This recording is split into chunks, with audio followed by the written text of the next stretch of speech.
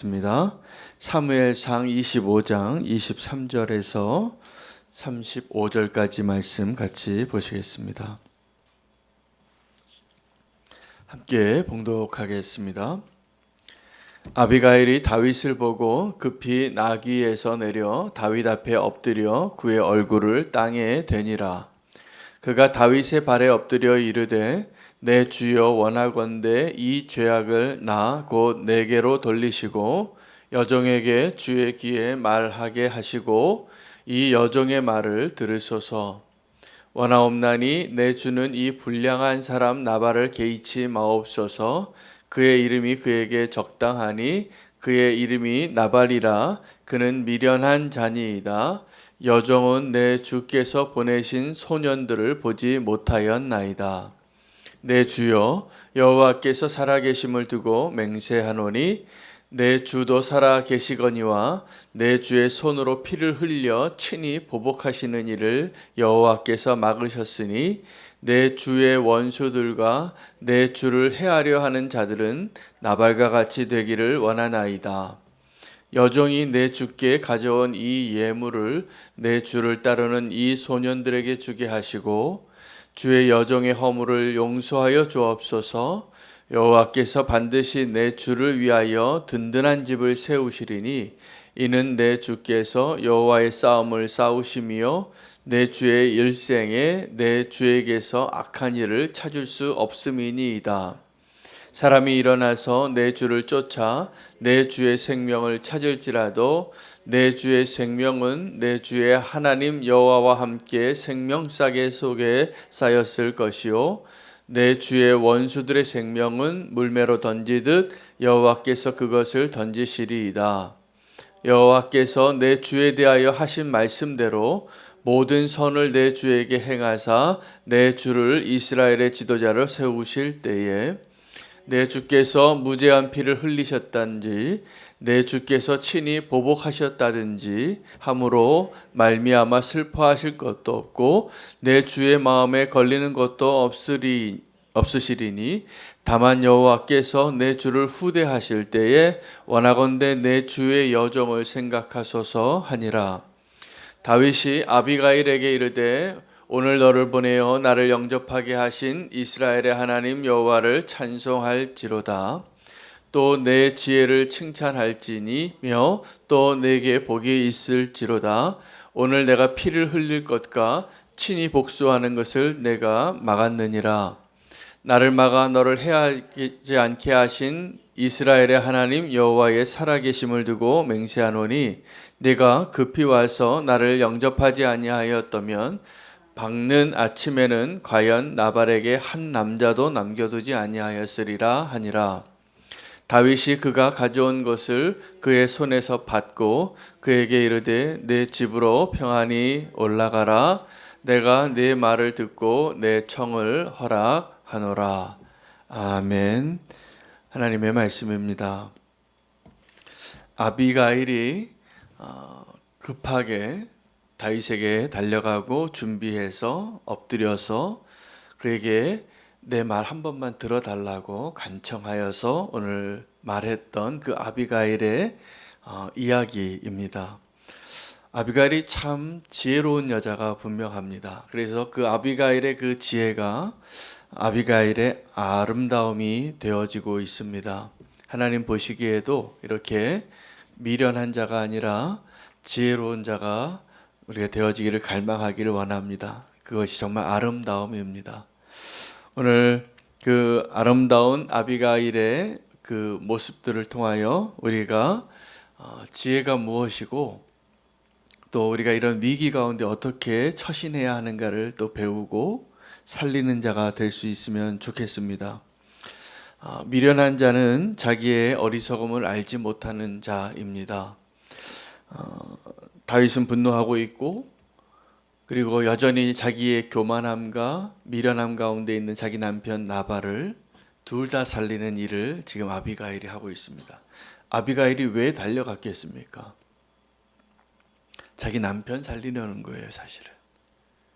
남편을 살리고 자기의 가족들을 살리고 또 자기 목숨도 살리기 위한 것이죠.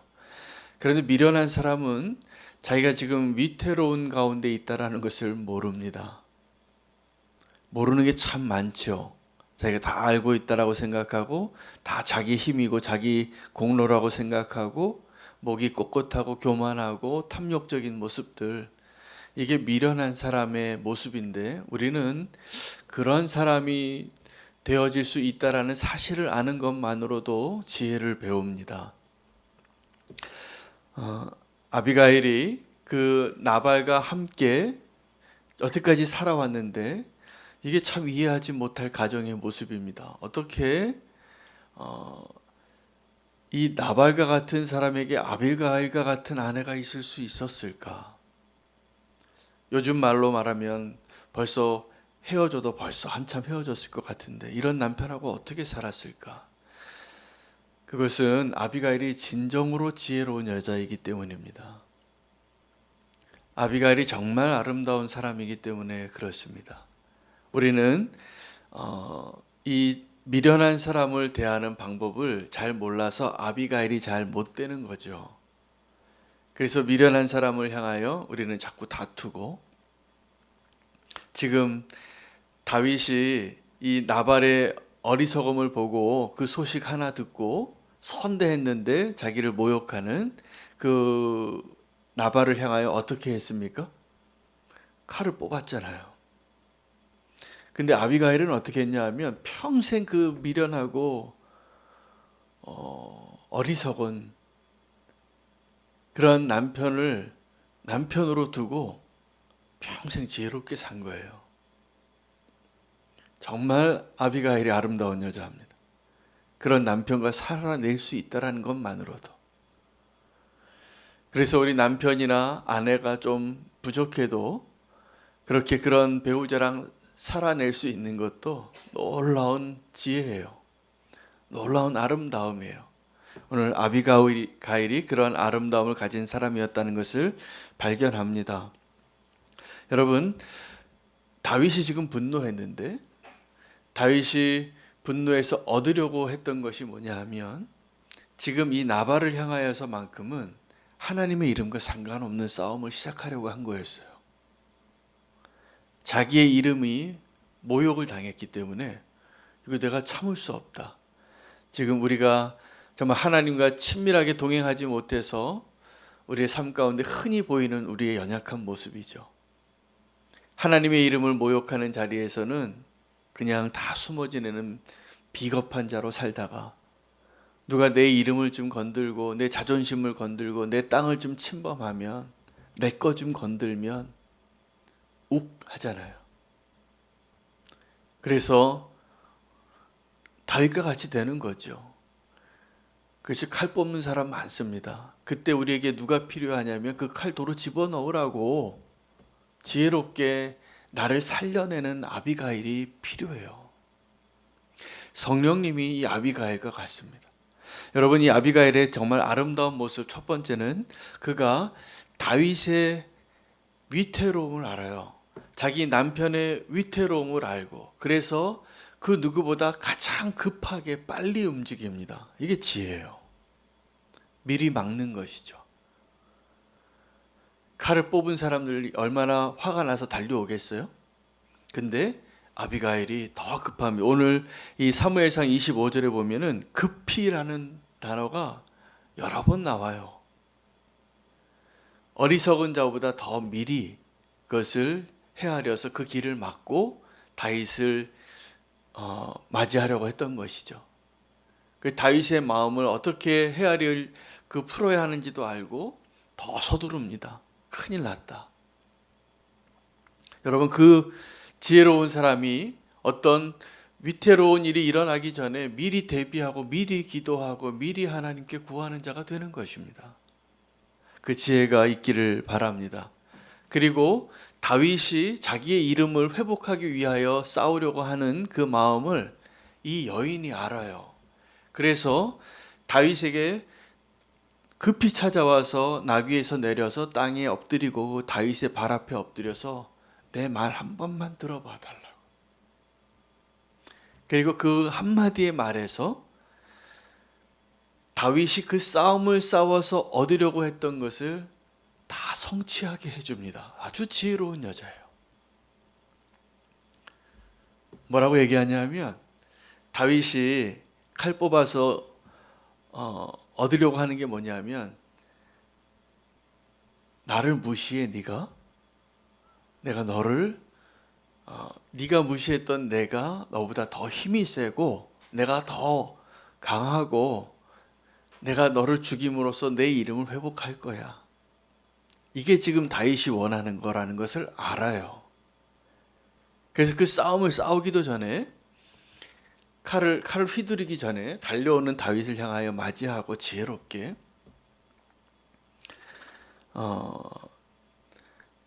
내 주를 말하면 내 주는 다윗입니다. 내 주를 해하려고 하는 자나 내 주의 원수는 다 나발같이 되기를 원하나이다. 근데 여기서 나발같이 되기를 원하나이다는 뭐냐면 다윗의 마음 안에 내가 칼을 뽑아서 한 칼에 베어서 죽이고 미련한 자같이 살아가는 그 사람을 말하는 거예요. 하나님이 보시기에 내 남편이지만 그 사람 미련한 사람 맞습니다. 다 나발과 같이 되기를 원하나이다. 내 주의 원수는 나발과 같이 되기를 원하나이다. 그 나발과 같이 되기를 원하나이다에서 나발은 미련한 자이고 지금 다윗의 칼에 죽을 수밖에 없는 자를 말해요. 근데 이미 당신이 이긴 겁니다. 당신이 훨씬 의롭습니다. 당신은 여태까지 하나님의 싸움을 싸웠고 아무 흠이 없었고 앞으로도 그럴 것인데 지금 당신이 위태롭습니다. 그 길을 막을 수 있는 지혜. 제가 보니까 하나님이 다윗을 정말 사랑하시는 거예요. 다윗이 나중에 고백합니다. 내가 복수하려고 하는 내 길을 막고 너를 보내서 나의 보복을 막으신 하나님을 찬송하리로다 라고 고백하는 거예요. 근데 다윗이 잘못했을 때 아니면 다윗이 그 선을 좀 넘어갔을 때 아니면 다윗이 이미 선을 넘어가서 아주 극악한 죄인이 되어 있을 때 하나님이 선지자 나단과 갓을 보내셨어요. 그리고 그때는 이야기를 통해서 비유하면서 어떤 사람의 이야기, 아주 나쁜 사람의 이야기를 하면서 당신은 이 사람 어떻게 생각합니까? 죽일 놈이라고 그렇게 말하고선 그 선지자는 뭐라고 얘기하냐면 직접 화법을 씁니다. 당신이 바로 그 사람이라고. 근데 이 아비가일은 끝까지 지혜로워요.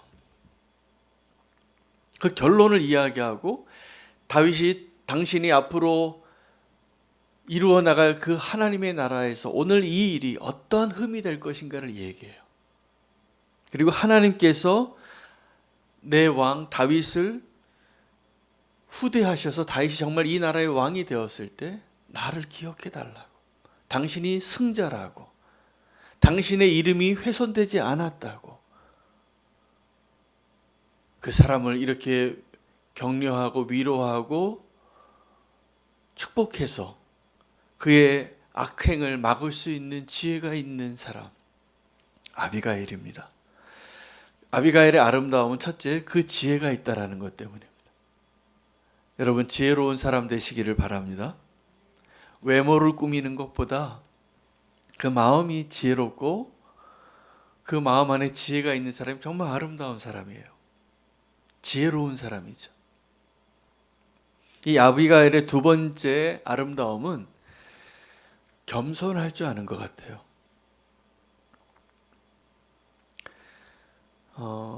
다 주라고 불러요. 그리고 급히 자기를 낮추어야 그 이야기를 들을 수 있다는 것을 알아요. 그리고 아비가일은 그 미련한 남편 나발과 함께 더불어 살면서 평생 겸손하게 산 사람 같아요. 그러니까 나발하고 살 수 있었을 거예요.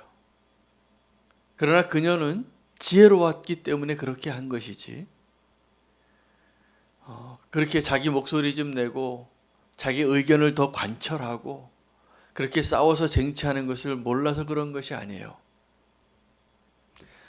저는 요즘은 남녀 평등의 사회라 이제 남자가 여자랑 똑같이 대우를 받고 똑같이 권리를 주장하는 시대에 살고 있기 때문에 지금 하나님의 지혜가 아쉬울 때가 있습니다. 왜냐하면 하나님의 지혜는 우리가 연약해질 때 하나님이 능력으로 임하는데 그 지혜를 하나님이 남자에게보다는 여자에게 주신 것 같아요. 그래서 지혜로운 여자가 되는 길은 만약에 부부 관계에서만 봤을 때입니다. 부부 관계에서 아내가 남편을 이기는 거는 제가 보니까 별로 지혜로운 것 같지 않아요. 근데 남편을 인정해주고 남편이 잘했다고 얘기해주고 그리고 그 남편의 사랑을 받고 사는 게 훨씬 낫습니다. 그래서 모자란 남편도 아내가 자꾸 그를 세워주고 인정해주고 존경해주고 그랬을 때 그 좀 부족한 남편도 가서 남자 구실 좀 합니다. 근데 그럴듯한 남자도 집에서 계속 이렇게 인정받지 못하면 밖에 나가서 남자 구실을 잘 못하는 것 같아요. 지혜로운 아내가 되시기를 바랍니다. 이게 지혜예요. 내가 이제 더불어 한 몸이 되어서 사는데 반쪽인데 가까이서 보니까 좀 허물이 많겠죠. 부족한 것도 많고. 그런데 그 남편을 존경해주고 믿어주고 따르고 지혜롭게 대하는 것이 그게 정말 지혜예요. 겸손해지는 게. 먼저 겸손해질 줄 아는 것이 정말 지혜인 것을 이 아비가일에게서 발견합니다. 그녀는 나발에게도 그렇게 대했을 것 같아요. 평생.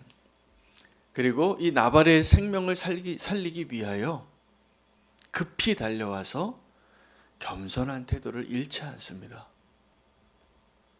그게 다윗이 그녀의 말을 듣는 거예요. 겸손한 사람의 말이니까. 근데 더 놀라운 이 아비가일의 정말 지혜와 아름다움을 보는 것은 이 아비가일이 자기를 부인해요. 뭐라고 얘기하냐면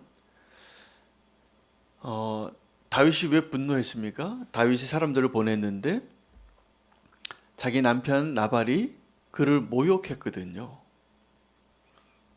근데 그것을 뭐라고 얘기하냐면 26절에 아비가일이 발 앞에 엎드려서